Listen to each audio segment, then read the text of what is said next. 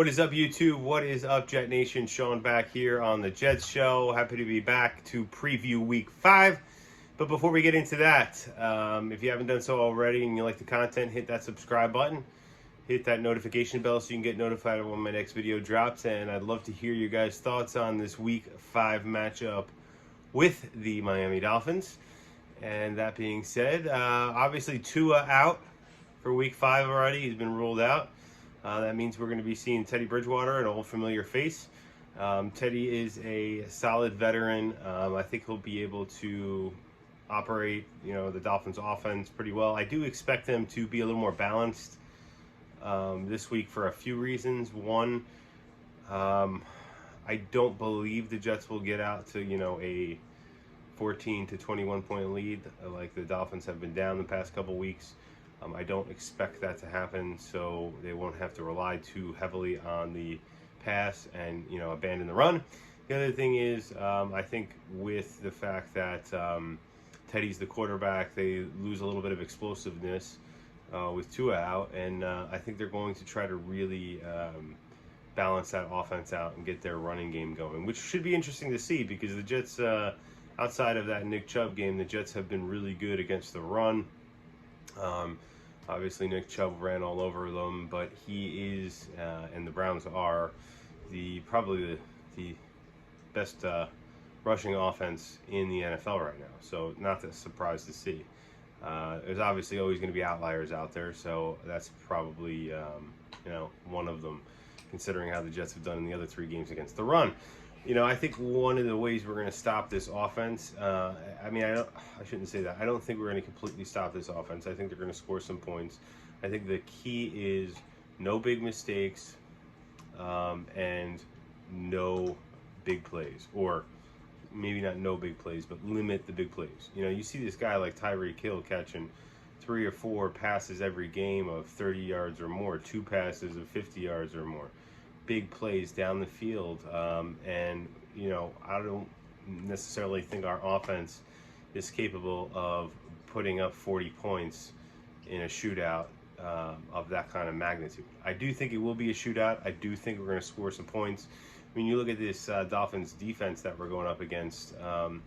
Jalen Phillips is really the only major pass rusher they have at the moment. They rely on blitzing a lot. That's going to be tough this week. They have, Byron Jones is still out. He hasn't played yet. Xavier Howard hasn't been practicing this week. Is probably not going to play on Sunday. So you're looking at a lot of issues with depth. They still have Javon Holland in that secondary, which obviously he can match up against Conklin or any of our tight ends and backs. That's going to be that matchup's going to be definitely in the Dolphins' favor. So if Zach can just kind of find what he can, take what he can get from some of these coverages that the Dolphins are going to play, I think we're going to be all just fine. I expect them to run the ball a lot against this Miami defense. I would like to see us use the short passing game to set up the run in this game. I want to see some movement, some stuff off tackle. I really liked what we saw when we ran off tackle last week. A lot of Breece Hall's big gainers last week were off tackle, not up the middle.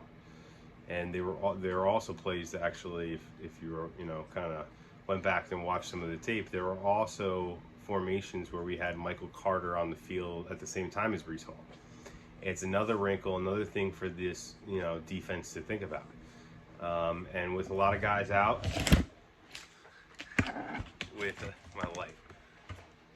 with a lot of guys out, I do think they're going to have some problems on the defensive side of the ball, and I think we're going to need to take advantage of that. And Zach's just got to, identify the matchups, go with the one that's gives us the best opportunity to succeed. Do you think we're going to need to try to stretch the ball down the field a little bit more this game? So I'll look to see Corey Davis and Garrett Wilson making some bigger plays down the field.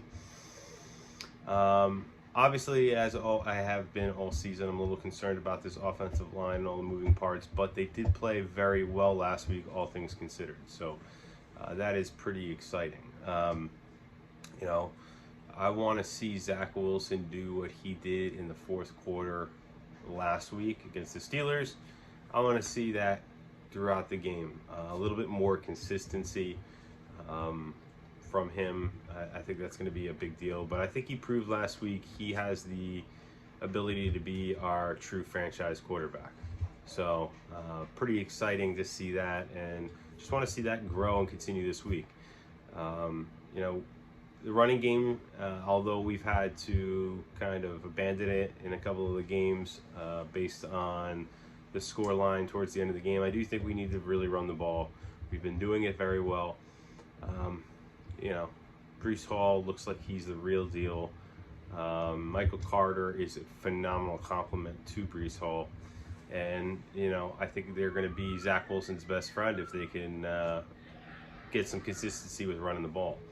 You know, obviously with Teddy Bridgewater in there on offense, I'd like to see this defense continue with the takeaways, the improvement in the pass rush.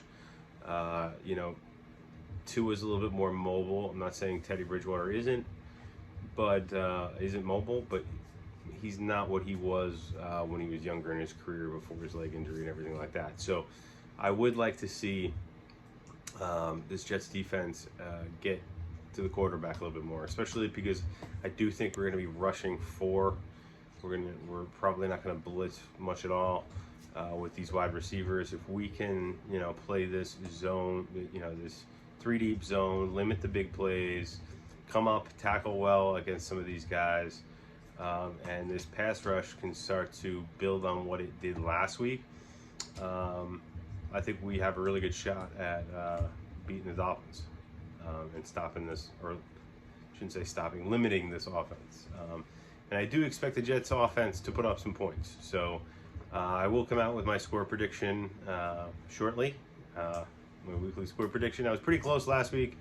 I had the Pittsburgh number right on the head. I was off by a touchdown on the Jets, but that's all right. I'm getting closer, I feel like, every week, so we'll see. Let me know what you guys think of this matchup. I think it's a pretty interesting one. I'm very excited to see DJ Reed and Sauce Gardner going up against Jalen Waddle and Tyreek Hill. I think that's, you know, the biggest matchup so far. We have a phenomenal group of corners, and this is really the big week. That's a test week. I think this is a big game for the Jets and the Dolphins. You know, the Dolphins, if they can win this game, they're 4-1. Hopefully Tua will be back next week or the following week, and they'll be right back to where they were.